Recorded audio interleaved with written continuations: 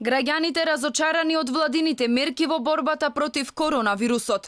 Речиси половина од населението смета дека Македонија многу полошо се справува со опасната болест од земјите во регионот. Ова го покажува последната анкета на Институтот за политички истражувања од Скопје.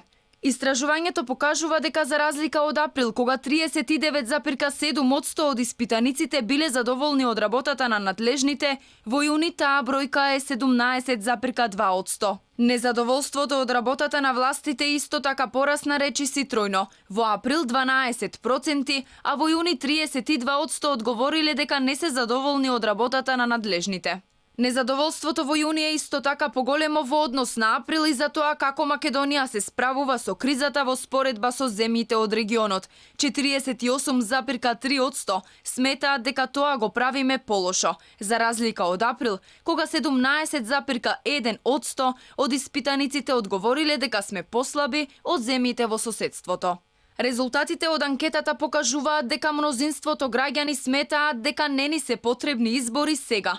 24,8% од анкетираните кажале дека се за евентуални избори на почетокот на јули, за да има целосно функционални институции.